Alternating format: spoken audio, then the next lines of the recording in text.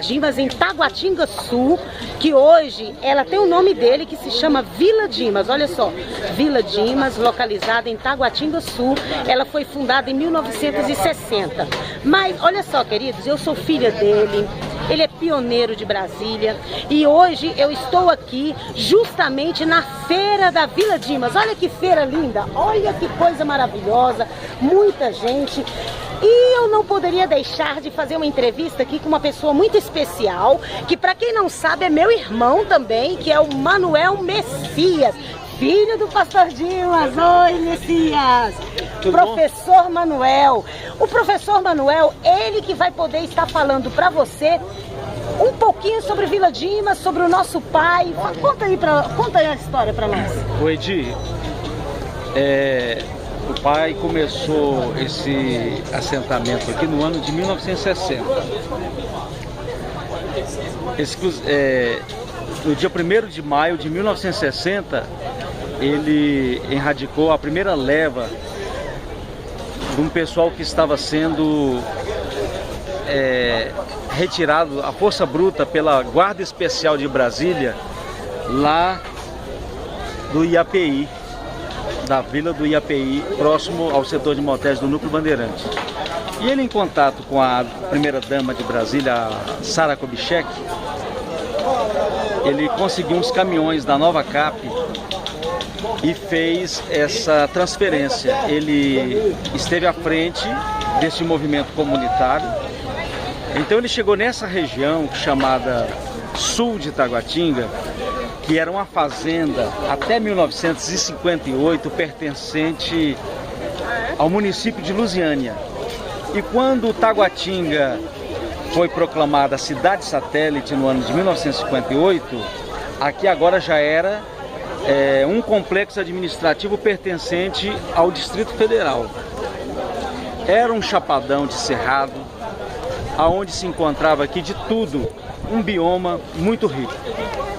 E ele escolheu essa área justamente por isso, porque tinha água, tinha vegetações e o povo ainda podia usufruir da natureza. Aí ele trouxe mais de 3.000 famílias e outras que foram chegando diuturnamente com esperança de dias melhores na construção de Brasília. Brasília foi fundada em abril de 1960 e em 1º de maio ele começa esse assentamento. Começa a assentar as famílias carentes, na maioria de operários construtores da nova capital, que depois não tinha lugar para se estabelecer no centro e no plano piloto. E até porque o plano original de Brasília não contava com esse excesso de contingente populacional vindo para construir Brasília, pessoas que chegavam em Brasília. E aí o que acontecia era o crescimento desordenado das invasões, dos assentamentos, dos núcleos que eram provisórios que deveriam ser retirados após a construção de Brasília, a exemplo do Núcleo Bandeirante, a exemplo do núcleo provisório lá da Vila do Paranoá, tantos outros. Mas com a força popular não tiveram condições de retirar aqueles pioneiros, os candangos e pioneiros que vieram para construir Brasília. Agora eles achavam refúgio aqui na Vila Dimas. Meu pai, o nosso pai, ele foi líder comunitário. Ele compreendeu a necessidade que o povo, que aquelas famílias precisavam de um pedaço de terra.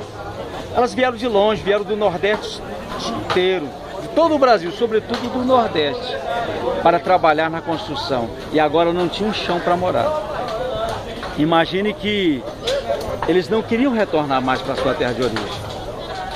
E o nosso pai, ele conseguiu negociar junto com o governo da época, a primeira-dama, a dona Sara Kubitschek, a transferência desses moradores da vila do IAPI. E aqui ele fez um assentamento.